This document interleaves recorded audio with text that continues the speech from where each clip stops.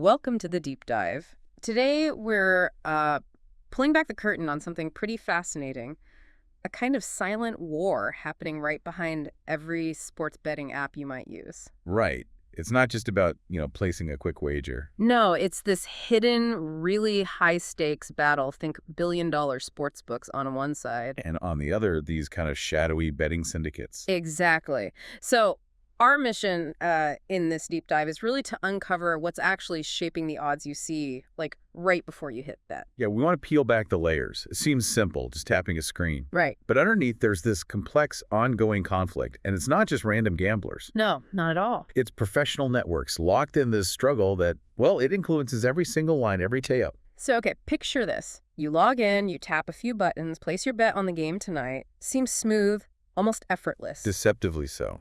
But what's really going on behind that slick interface? Because honestly, it sounds like a battlefield. It absolutely is. Yeah. Millions, maybe billions, are potentially on the line. So who are the main players in this hidden war? Well, on one side, you've got the bookmakers. Yeah. The big industry names.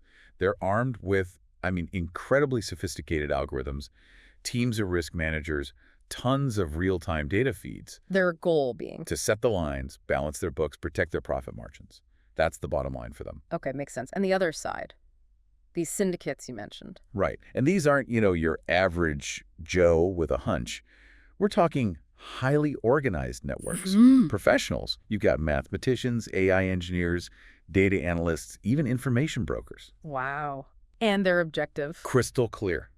Find and exploit any inefficiency, any tiny crack in the bookmaker's armor. They're built to systematically beat the system. It sounds like something out of a movie. How advanced are we talking here? Oh, incredibly. Their tactics are constantly evolving. Often these syndicates are faceless, operating from the shadows, Yeah. But their financial footprint, Right. it's massive. They're constantly scanning thousands of markets across the globe. Looking for what, exactly? What's the target? They call it value.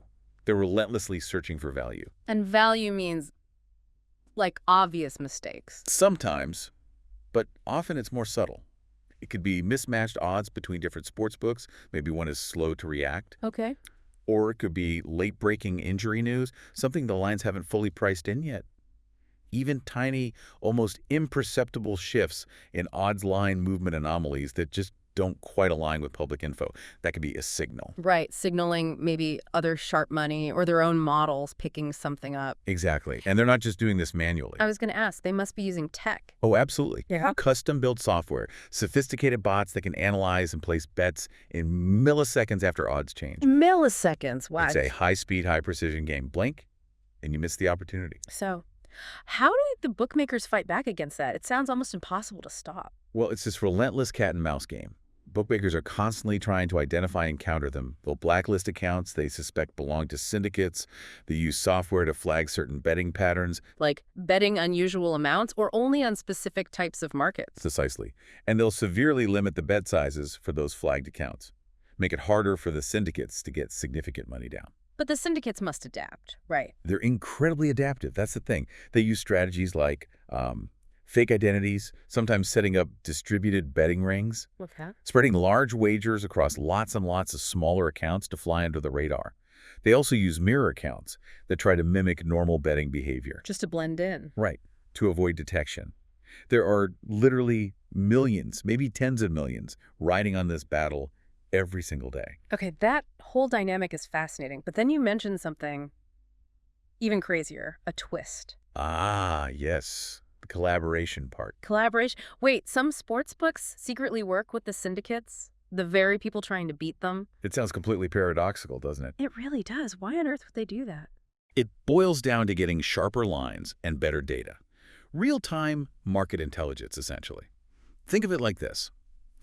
You hire the hacker who successfully broke into your system. So they can show you the weaknesses and maybe help you fix them before someone else gets in. Exactly. So no one else can exploit that same vulnerability. The syndicates, or at least their information, can help the bookmaker sharpen their odds against everyone else. So it's this really strange dance of rivalry and reliance. Perfectly put. The enemy becomes a sort of secret consultant in refining their own defenses. So bringing it back to the listener, the casual bettor just wanting to put a few bucks on the game, what does all this mean for them? Well, it means you're not just betting against the house in isolation. You're often stepping onto a battlefield that's already been shaped by these massive forces.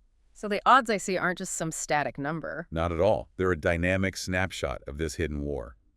Sometimes your bet might get flagged or limited, not because of you, but because it accidentally aligns with a pattern the bookie thinks is syndicate activity. So the casual bettor is almost like background noise, or maybe a pawn in this bigger game. In a way, yes.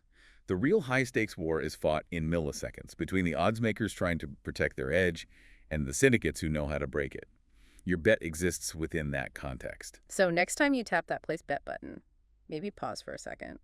Ask yourself, whose war are you really part of? And it makes you think beyond betting, doesn't it? How many other digital interactions we have every day, the news feeds we scroll, the prices we see online, how much of that is also influenced by unseen strategic conflicts happening behind the scenes? Layers upon layers of strategy and information shaping things we take for granted. Definitely something to consider.